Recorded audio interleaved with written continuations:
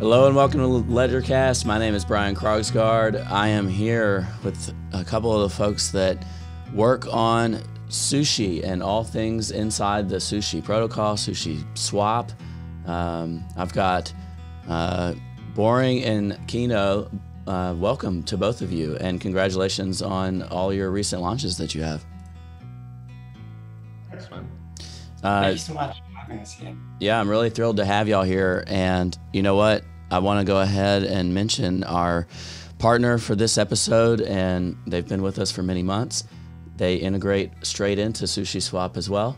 If you go to ledgersas.com/matcha, they are a great aggregator that you can trade on any DEX using Matcha's protocol, and they find the best liquidity for you.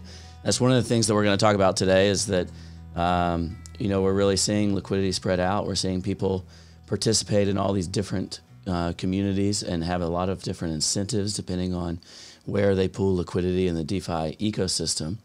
And you can do all that on Matcha, find access to the best places to do so at ledgerstatus.com/matcha. All right.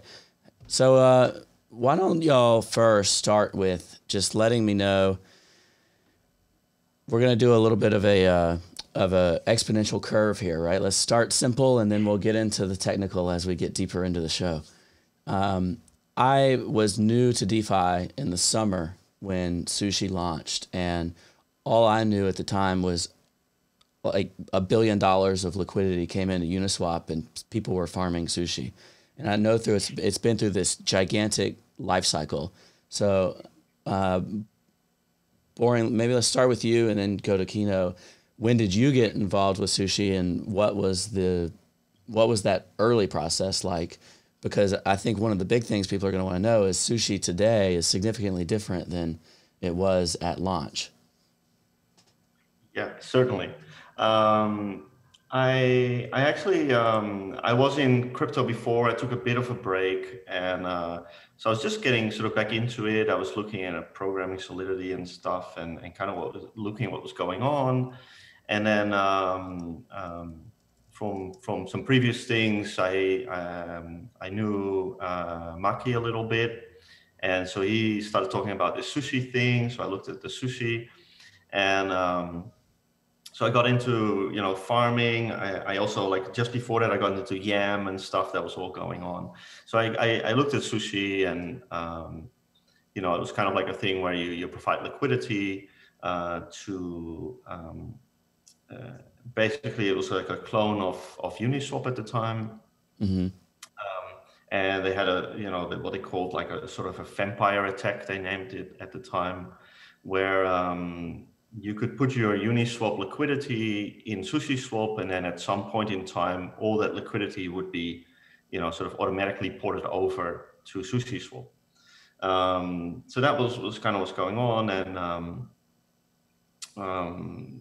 so initially I was just involved in the community and more on the user side of things, and just kind of helping other users out, like with what was going on, and but then quickly a lot of things happened. So the founder, Chef Nomi, he started Sushi, and I think there was a lot of there was a lot of support, but there was also a lot of negative things around it, and I think he probably got a bit upset about all that. So at some point he took the development funds and converted it all into Ether and dumped all the sushi, and Yeah. The sushi price started tanking like crazy. So that was kind of like a big shock to the system, and I don't know all the details what happened behind the scenes, but SPF from FTX jumped in and kind of took over, and kind of looked after the migration. And at the time I was getting more involved myself as well.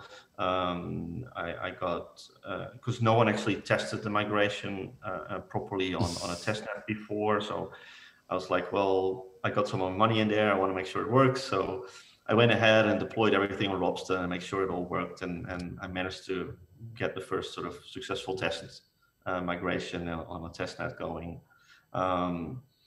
And so that's how I sort of slowly got more and more involved in it.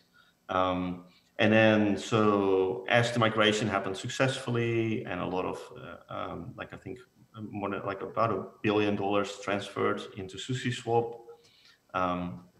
It was also very interesting to see that, like, before all this, I might get the numbers wrong, but I think Uniswap had about 300 million or 400 million or something in liquidity totally.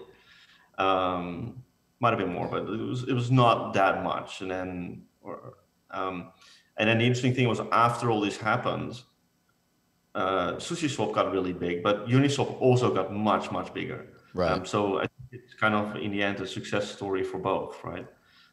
It's just kind of an interesting outcome. And since then, Maki really stepped up. He became the CEO, and we got a whole team of people running a system. And SBF kind of slowly took some steps back and handed the protocol over to the new team. So it's kind of really unique in that sense, that it's really basically a group of people who joined the project sort of out of the community in a time where it was basically crashing and going down, and it was like something you shouldn't be associated with. And those are the people now sort of running the project. So I think that's pretty cool how that worked out. Yeah, and then Kino, when did you get involved with it? I met you were there early in terms of seeing everything, but when did you get involved in the team stuff too? So what I found very interesting is while sushi price was still going down, Maki started something. The team started something which they called Menu of the Week, of featuring specific LP tokens for a week. And I was at a different project at the time, and for our inclusion in that menu, I went on a phone call with Maki, and I really liked his knowledge of the DeFi space, and just kind of kept in touch and tried to get to know more about the sushi community, and try to see like where I could step in. And then I made a proposal of developing a certain feature for SushiSwap, and Boring and I got in a really heated debate over this. And the end result was that I joined in to help out with BentoBox, what was supposed to be for 2 weeks, but I just kind of stayed and never left. And then from a organizational structure, I know, the governance is something that it was iterated on. As a observer, I was a trader. I was like, I'd probably farmed something maybe once or twice ever. And I don't even think I farmed sushi at the time, but like, I know governance it started as nothing. And then all of a sudden it was like, okay, now we have like 10 key holders, and all these people like Larry Cermak from the block were being voted on as being part of governance. What the heck happened with governance from there? Because that's kind of where I got lost. And then all of a sudden, a few months later, after I was watching as a speculator, watching Bitcoin run up and sushi was kind of becoming more formalized on the back end, what did it turn into? So like now, who governs the project?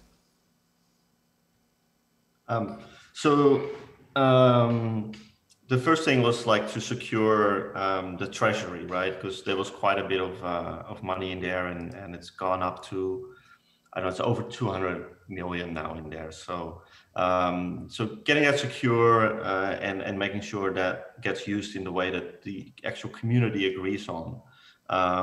So for that, there was elections, and so elections were held. And everyone voted, and so nine multi-sig signers got elected. And the interesting thing about these is that they're not like directly involved in SushiSwap. They are just their job is just to do whatever the community agrees on and just sign off on it. So there's basically, I mean, with the launch of BentoBox, we kind of even have like competitors in there to a certain extent, right? But that's not really the point. It's just like it's people out there in the industry that that people trust, so they know like this big treasury is safe. Underneath that, there is a operational multi-sig. So the operational multi-sig will get a small amount of money from the treasury every month to sort of run SushiSwap and get everything going. So that otherwise the treasury, we don't want them signing, for every little transaction that needs to be done, because they have better things to do. So that's so from an operational side, the treasury pays the operational, and then the operational runs the business, and with Maki at the head of it all,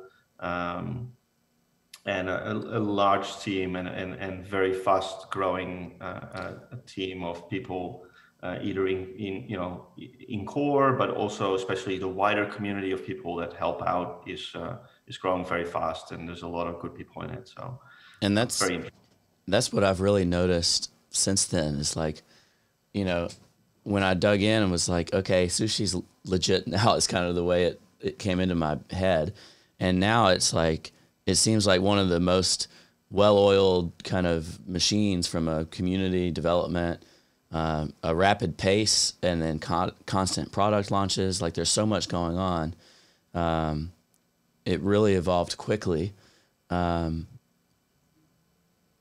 long did it take to iron out and like start to create these processes or flows and like turn into a team so quickly? I mean, we've had a lot of growth stories in crypto where something goes from 0 to 60 in a year or something, but it's only been a handful of months, and the product development is just going really, really fast. So how did that come together? Well, I think it's interesting because from the outside, like it doesn't mean everything is ironed out, right? Like it's still a whole bunch of people just doing their best and trying to get everything moving. But I think partially because we have so many good people involved, that's kind of the key that makes it all work, right?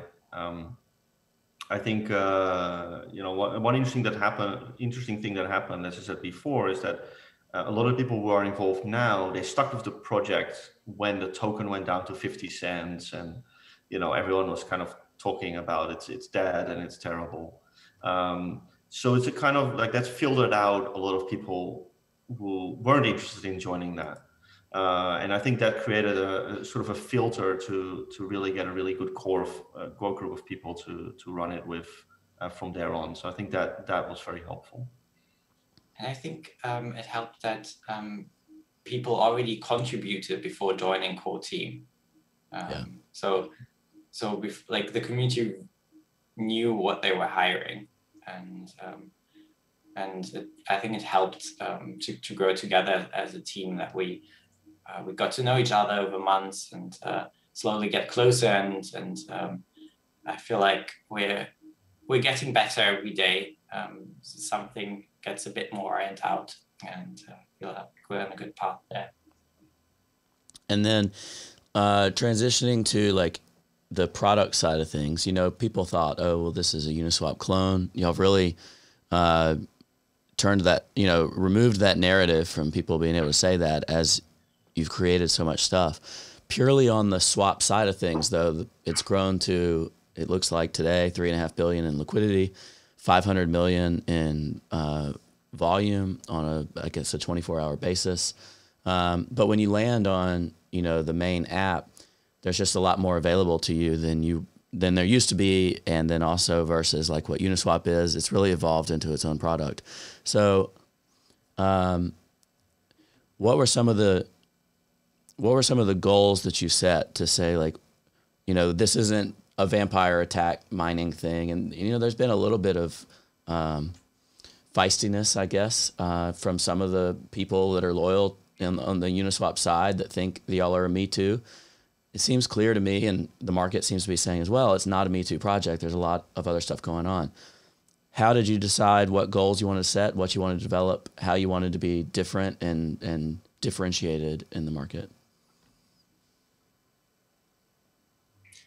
think there are different aspects to it.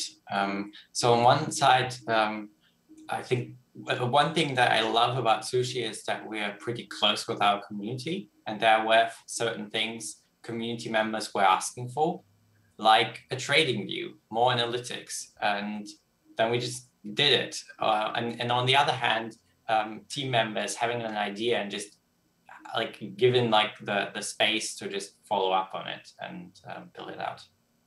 And I feel like that's the reasons why we have what we have now. Yeah, there's a lot of like I'm not that necessarily involved in the main SushiSwap protocol, but there's a lot of different people working on sort of, you know, you could call them side projects, and you know we get given the resources and the space to build something and get rewarded for it. So you know, there's you know, a bento box which we've been working on. Yeah, that's where we're going next for sure. Yeah, you know, there's been limit orders. There's been miso, which is very interesting. That's coming up soon. That Kompachi has been working on. There's a few other things in the works that are coming. So especially anyone can come and sort of bring an idea of like, you know, how to make things better. You know, we're also looking at, obviously, now that we have this AMM, like what is going to be the next iteration? Like what is going to be the better sort of AMM? And I think that will still be some time away, but there's a lot of ideas going around about like how can we evolve, you know, the AMM to make it more capital efficient and all these things. So I think for now, like the AMM is still very much a Uniswap clone, but you'll see a divergence coming there as well in the future, where the next version will be completely our own AMM. So eventually, like, you know, this will grow away from just a copy of something for sure. Yeah. Yeah, and I mean, it seems to be well beyond that now, especially in the land of open source software, where, you know, any open source software borrows from another half dozen open source pieces of software when they make stuff. So let's start by going into what is BentoBox and how the lending and borrowing space fits into the pre-existing products. Okay, so this all started quite a while ago. I saw a lot of shit coins and I was like, how can I short these? And for a long time, there wasn't that much opportunity. It's gotten a little better. There's different places now, but so one of the ways of shorting, like actually initially I was looking at options, but so yeah. Another good way of shorting is basically lending. If I put like a bunch of USDC up as collateral and I borrow, you know, a shit token, then and then I sell that, then the price of that token goes down. I rebuy it and I repay my borrowed amount, and then I make a profit. Right. And the cool thing is with this, you can even like leverage it. So depending on the collateral ratio, you can leverage like 2 or 3 times. So you can get some leverage on it too. So is that purely a function, out of a curiosity, is that purely a function of me saying, okay, well, I'm depositing WBTC, and then when I borrow against that, it just allows me to borrow 150% or some limit that it gives, instead of like on Compound or something, it's usually like 60 maybe or 70%.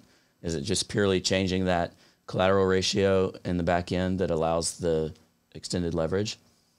Actually, the extended leverage is also possible on Compound or on Aave.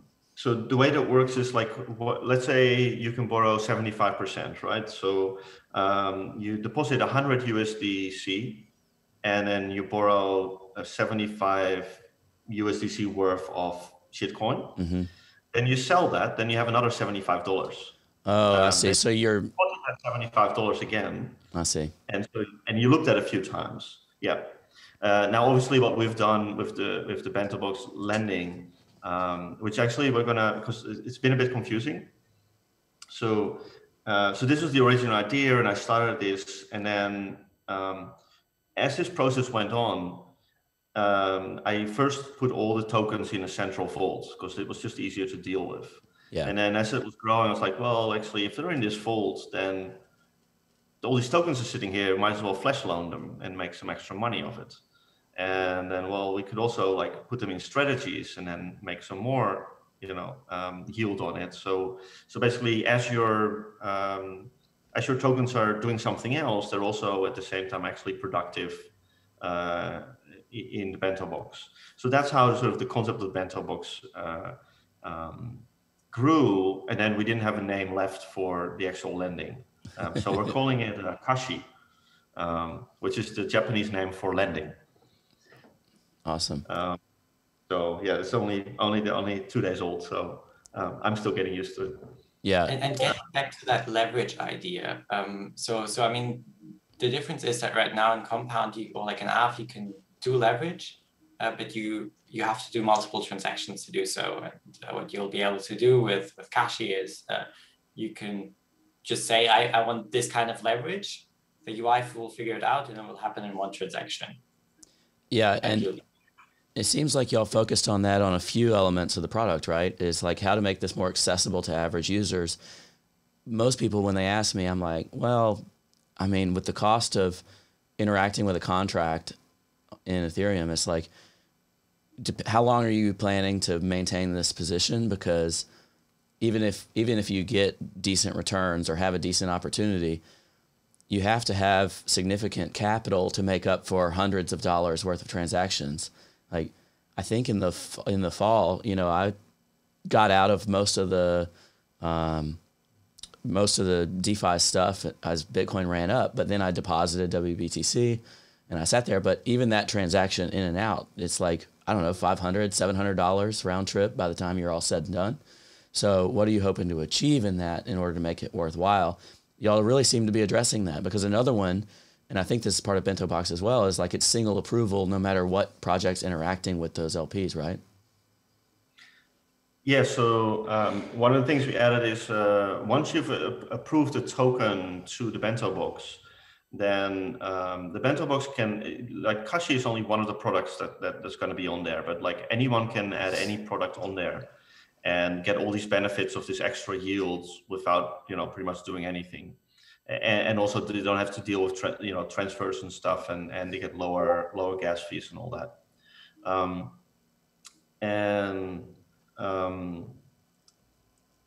Wait, where was I going? Just with the single approval and saving on fees. Yeah, the single approval. Yeah, so after you've done that, so then any new protocol, you just have to approve the protocol. And then any other token approvals you've done instantly apply to anything that protocol wants to do with your tokens. So that's a huge benefit.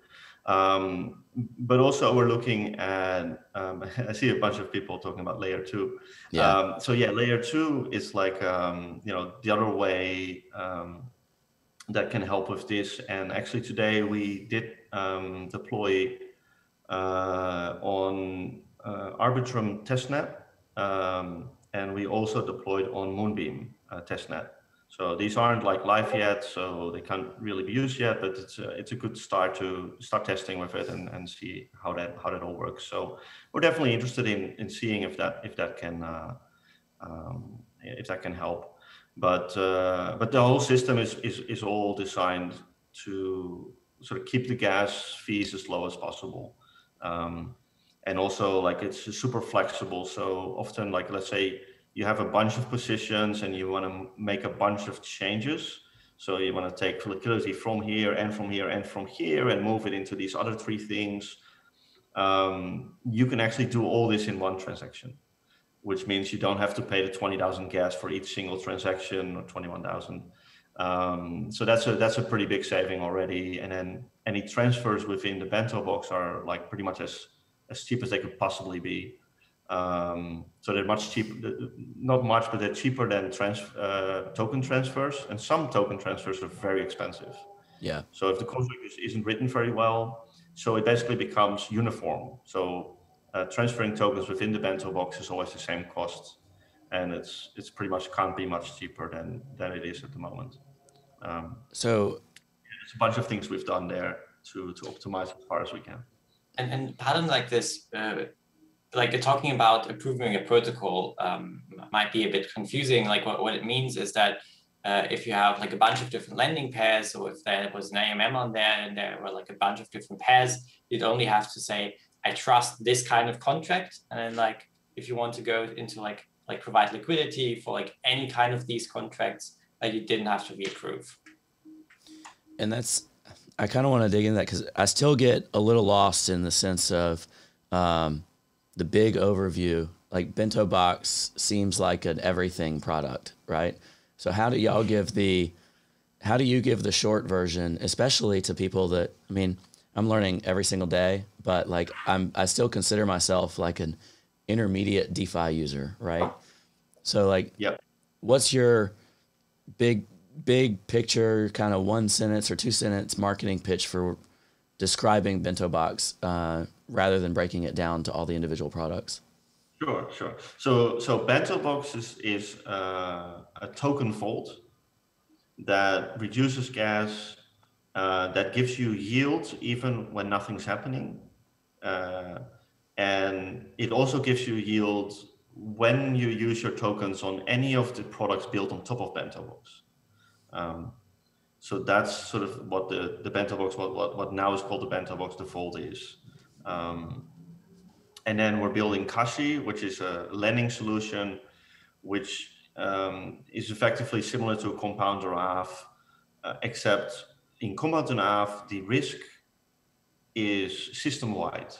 So the worst token on the system can endanger the entire system. And we're splitting it out into lending pairs. So if you're in WBTC ETH lending, then it doesn't matter if USDT goes to zero. It's going to have no impact whatsoever for you because that's not part of your pair. Each lending pair is isolated inside BentoBox. Yeah. In Kashi and also in BentoBox, all the tokens are nicely separated and What about the way that Sushi is, I don't, if it's partnering with or interacting with various Yearn ecosystem protocols? Yeah, maybe I'll answer on that. So I think it's nice that we have this cooperation and just talk with, are friendly with, and talk about different ideas with them, exchange ideas about contracts, and decide on whether we would want to do anything together. So for example, Yearn ecosystem projects are using SushiSwap. We're incentivizing liquidity pools of Yearn ecosystem products. We give sometimes feedback on their contracts. They give feedback on ours. And the reason I specifically ask about that is like, is that part of what you mean when someone's like interacting with your products, that there's this common ecosystem, the way that they write their contracts to say if there's some Yearn strategy that involves doing activities inside BentoBox, then it kind of gives a easy way to do that. And does that apply with like the same approvals? So like if I've approved, I don't know, like some other token like Cream or something inside BentoBox already, when Yearn goes to do some kind of strategy using BentoBox, it already knows like the stuff I've done inside your protocols, and it essentially adopts that, so I'm not redoing all of it all the time. I mean, from my perspective, the long-term plan is that basically as soon as you get into DeFi, you just load all your tokens into the BentoBox, and you use all the protocols built on top of BentoBox to manage, to do lending options, synthetics, whatever people build on top of it. So that's because to make it clear, Bento Box itself does not give any benefits to sushi. That it's pretty much like a common good. It's like a piece of infrastructure that we've built. The Kashi, the lending, will provide the benefits to sushi holders, but the Bento Box is really designed as a piece of infrastructure that will just help everyone build more capital efficient protocols. So it doesn't matter really what you build. If you build it on Bento Box, there's just extra yield. And it's all about yield in DeFi. So yeah. What are your users bringing to you to like spark some of these? Is it mostly around, like, what are they most interested in? I guess yield and fee savings. What else goes into that equation in terms of the feedback that y'all get? I think people are still finding out what Bento Box really is. People know much more about the lending part, Kashi, that's coming in a few weeks. So the Bento Box kind of grew out of that project. So that's sort of lesser known. I think people are very excited about Kashi, about basically being able to, not be constricted by the lending platforms to tell you what you can and can't lend or borrow. So you can. Yeah, let's dig into that. It's just got anything to anything, right? Anything to anything. And it's very modular. You can even add, like, as long as you can build some sort of Oracle for it, you can make it. So one thing is, like, basically all LP and SLP tokens, it shouldn't be so hard to build like oracles for them, and then they can function as collateral. So that's a pretty cool thing to have. And for somebody that have all launch, but it's just like it doesn't, like, after launch anyone can build any Oracle, and as long as the UI whitelist as Oracle, you can use it. So it's not just what we build, but anyone can build on top of it as well. And for somebody that doesn't understand what that's talking about, there is, when you have that lending and borrow situation, the Oracle is broadcasting pricing to the network and is enabling you to establish the health of the loan, basically, and determine whether it needs to be liquidated or not. Correct. Yeah, because if you put in some collateral, let's say some WBTC, we obviously need to know how much is that worth. Right. Because you can say it's worth a lot, but if you borrowed something, we need to know how much is that. We need both assets. We need to know how much it's worth, because obviously if you've put collateral in but it doesn't cover your borrows, then you'll get liquidated. So. And depending on what asset it is, if there's some XYZ token, it needs that basic infrastructure and the Oracle and the pricing information to be able to verify it. But what you're saying is, because the protocol is open enough, as long as people bring various bits of it together, then the tool set is there for them to provide that product. Do I understand correctly that from a UI perspective, excuse me, people can either host the interface themselves but be using Sushi stuff on the background, or is it also going to be like on a central UI for any of those assets? I mean, so as part of like SushiSwap.fi, which is the main website right now, there will be a Bento Box there, or a Kashi, but anyone else can obviously build a UI as well. It's with DeFi, anyone can build a UI, but there will be a main UI provided. Which there have been some screenshots already. It's looking pretty sleek. What else were you going to say there, Kino? I think that's the interesting thing, that for new projects, it's going to be, you need some technical knowledge of like setting up an Oracle, but that's the most difficult step in launching a lending pair on Kashi. And then you can short whatever shit token you want to short. Or on the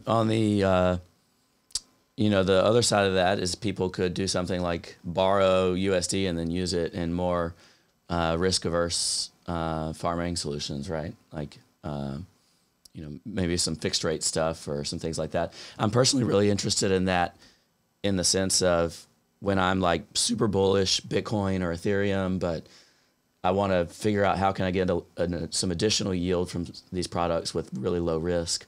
There's a lot that's interesting there, but certainly these products have opened up the landscape of being able to be long or short on any of this massive volatility that we see in the crypto ecosystem, which has historically been extremely difficult. Y'all are really opening that up. Another element that you're opening up, I want to dig into Miso a little bit, because I've been interested in a couple of other projects that have attempted to do this, and quite frankly, they were kind of disastrous in terms of the way it all came together. The way I think of Miso is it's like your all-in-one solution for deploying a brand new project on the DeFi landscape. Kino, could you give us a more in-depth description of what that looks like? So I think with all our products, we try to be modular, and what I really like what Gonpachi did is his idea is you have recipes, and you can verify whether a recipe was being used to launch a project. A recipe could be do an auction to sell off some of the initial tokens, and then the proceeds of the auction will be used to provide initial liquidity, and that liquidity will be locked for 3 months. As a user, you can see if you go into this auction that exactly this is going to happen. So you can be sure that there won't be, at least the founders won't be able to pull out that liquidity immediately. Yeah, it's kind of it's not rug proof, but this concept of a rug pull in DeFi where someone just infinite mints or yanks the liquidity or all these things, some of that goes away in this landscape, right? And on the other hand, you'll have a unified UI for token launches. That's another important part. And for projects, on the other hand, you can also make sure that they're using verified smart contracts for their launches, and there won't be any kind of silly mistakes if they use the provided recipes. Is there going to be any governance into who can use that, or is it a completely open interface so that absolutely anyone can launch a token through it? The idea is that it's also an open interface. Okay, so anybody that has an idea, how much does it lower the barrier to entry? And I'm kind of double-sided on this, right? Like I like the idea that the barrier to entry can be lowered, but also it kind of terrifies me. Like if absolutely anyone, maybe someone who shouldn't, can come in and because they know how to maybe make a website look good, and then this is like a point and click almost deployment solution for a new token, you can really get up and running fast. And is that a good thing? I mean, I think if you want, there are already point and click solutions to create a token at the moment. And surely there will be a lot of shitty projects being launched. Which my point is, at least you make sure that even if those shitty projects are launched, they won't have a rug pull function in it. And yeah, so whereas right now you can do any of that, but then you also have complete flexibility of doing something like a rug pull. So it prevents some of the worst activity from occurring. So do y'all want that to be a standard? Like if you didn't go through Miso, then there's X, Y, and Z that someone hasn't accounted for, and you could be in trouble as a buyer, right? I mean, I think it's interesting for users because it is a standard in itself if somebody uses a certain recipe, because there will be easy descriptions of what a recipe will mean, and everybody will be able to easily confirm through our UI that something like that was used. But obviously there are a lot of talented teams, and they might want to do a totally custom recipe through Miso, and they would also be able to do that. And then it's just additional risk on the user side of confirming that what's going on is actually right. Yeah. I'd like to transition. There's a variety of these products, and honestly, I don't know where in the process the cash flow is generated for the protocol, and then what existing governance solutions exist.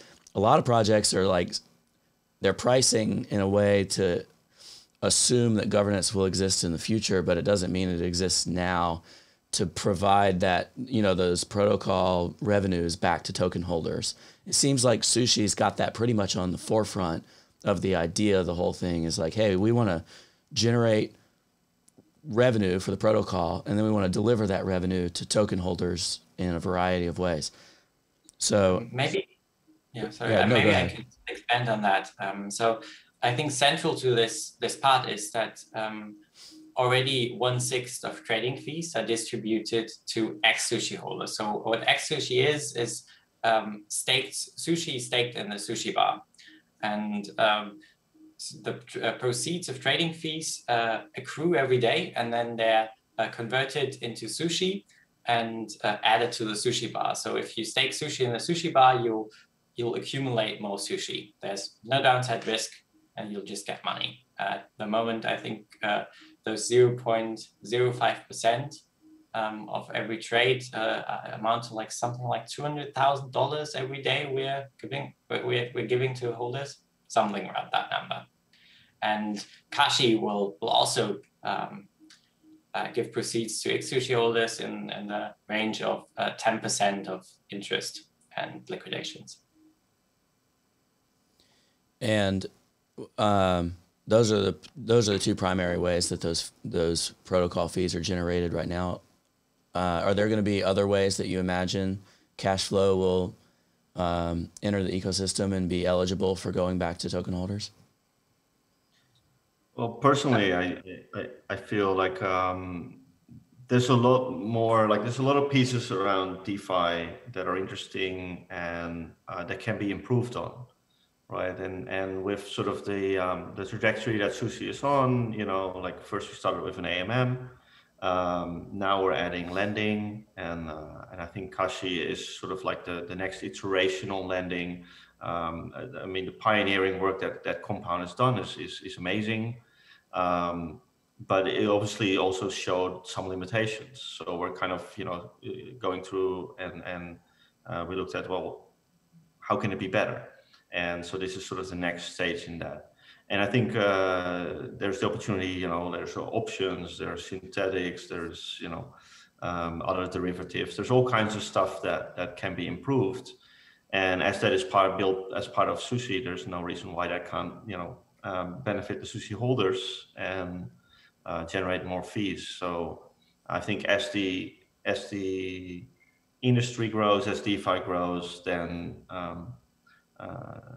either through partnerships or through building it ourselves, Sushi can become a main player in that, and all those benefits even currently already flow to the Sushi holders. What is interesting to me is that almost no other protocol does that. The other protocols just have a future hope of some returns, but there is no clear path to it at the moment for a lot of these. That seems like a massive mispricing in the market to me, where people take the expectation and they act like it exists right now, and they price it the same, or even, they're really ahead of their skis, it seems to me sometimes, in terms of the expectation based on the token price in the market versus what's actually being generated in the token. Whereas Sushi is in this. Go ahead. I think sometimes it's better if you don't have the numbers, because then you can't do the math, right? Yeah.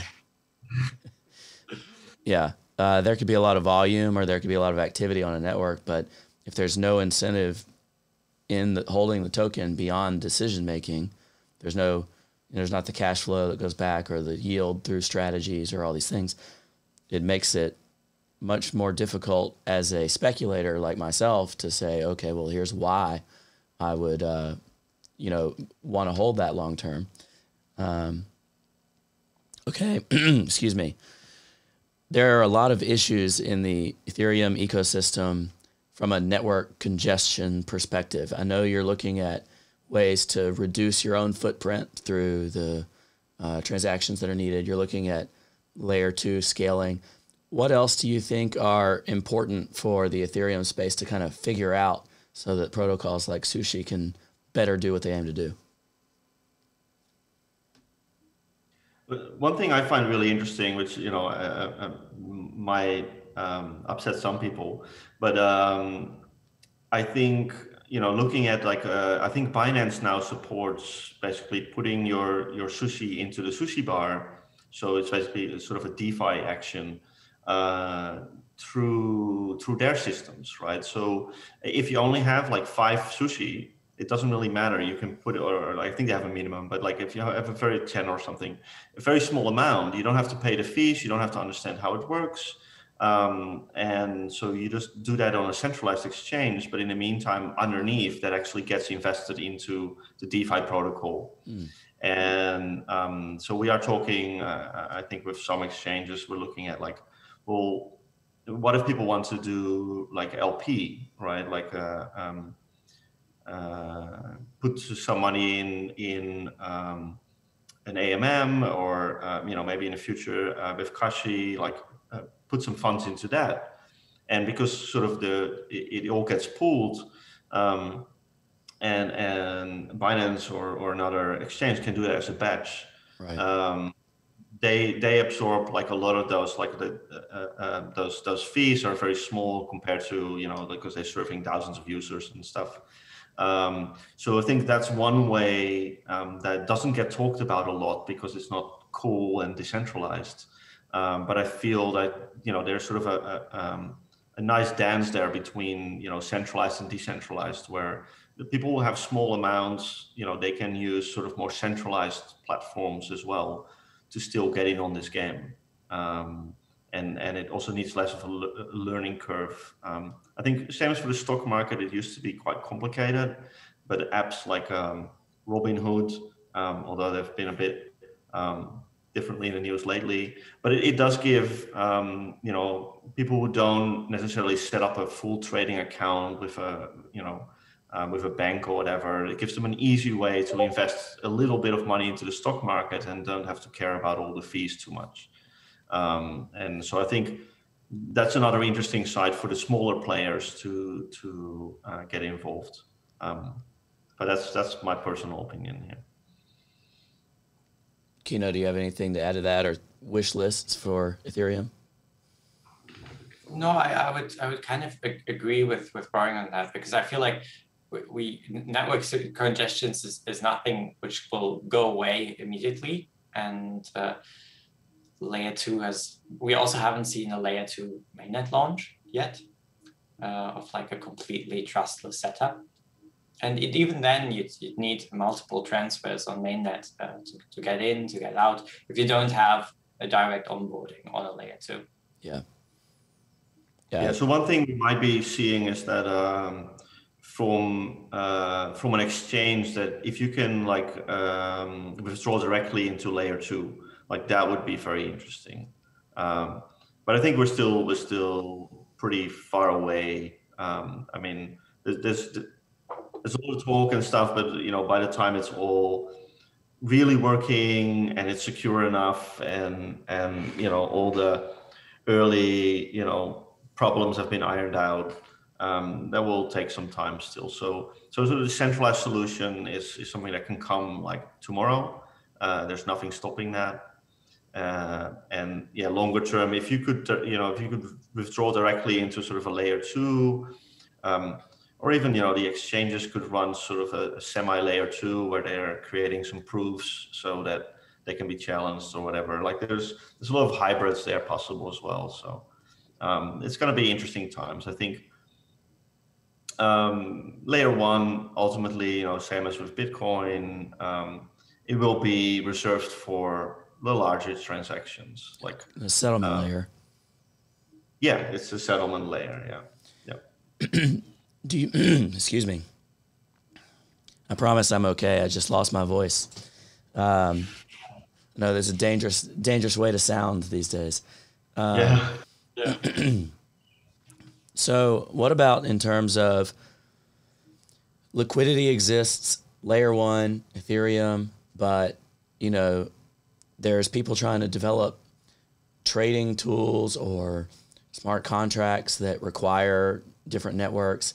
And maybe they're saying, oh, well, I want this on Solana or BSC or Polkadot or who knows what.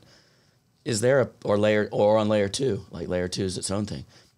Do you see a path where liquidity can be chain agnostic, or where Sushi can play a role in bridging between different protocols and different layers of the ecosystem? So I think there are multiple projects attempting this, getting smart contracts more agnostic to chains. But I feel like that's at even earlier levels of infancy than achieving full scaling. If you want it to be trustless, so if there are going to be trusted bridges, you can change from different layers, but question communication is a problem, and I don't see that being solved quickly.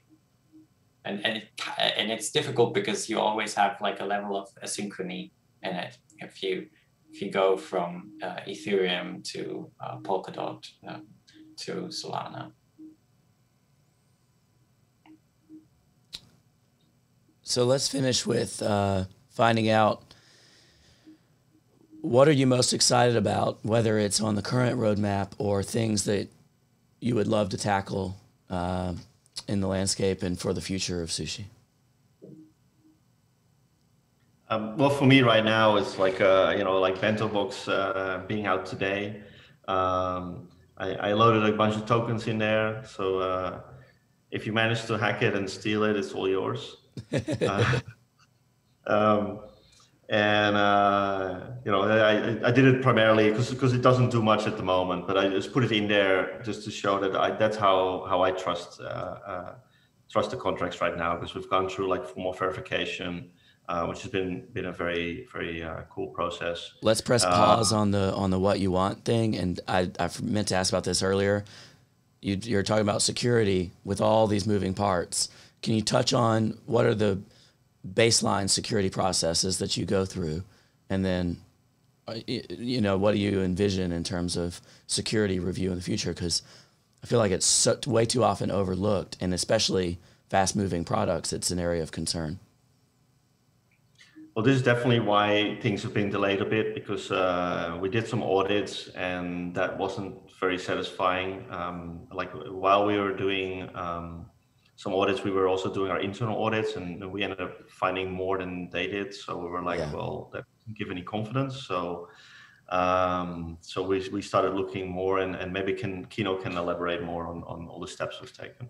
Yeah, so I think security is core to us. So we have a multi-step process. Like one end is that we do a lot in pair programming, which already helps finding mistakes. We try to create difficult test cases, obviously full branch coverage of our contracts, and then also static analysis. And after all of that is done, we now also worked on formally verifying the contracts to make sure we're good on that. In addition, we've been working on improving and formalizing our security processes. We have internal manual audit guidelines and onboarding security engineers. So for those who don't know, like a formal verification is very different from like an audit. Basically, you set a rule. Let's say that, as an example, you have a number of users in the system that all have a balance, and you keep a total balance.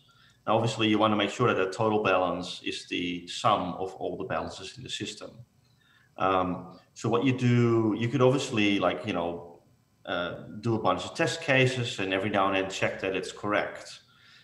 But what you can do with formal verification is that you actually prove that there is no possible way that this contract could ever have a situation where the total balance isn't the sum of all the balances added up together.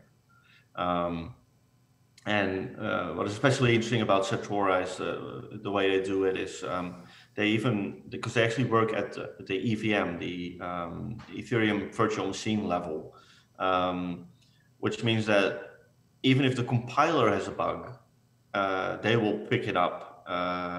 And they have actually already found several bugs in the Solidity compiler through this. Oh, wow. So where the code is actually perfect, there's nothing wrong with the code, but the compiler is wrong. So the output could still, be wrong. So yeah, they're doing some very complicated and interesting mathematical work there. And is there a bug bounty system in place for people that do find things? We don't have an official one yet, but if you find something, trust me, I'll pay out. And if you find a serious bug, like you can take the money, then it's there for you to take right now. So yeah. All right, now let's get back to what you're most excited about. Yeah, so for me, it's definitely the launch of Kashi and all the sort of pieces we can build on top of that. That's going to be so much fun, and sort of see people start using it and find out how they're using it and how it's going to evolve. So that's my short-term super excitement at the moment. Same for me. I mean, I've been also working on this now since November, and it's nice to complete a project and see it being used. That's what I'm excited about, getting user feedback. And awesome. My video cut out here. I'll be right back. Well, I think I'm fascinated by the fact that both of you started as observers of this ecosystem, and now you're core participants. My background is in open source software as well, and I'm always,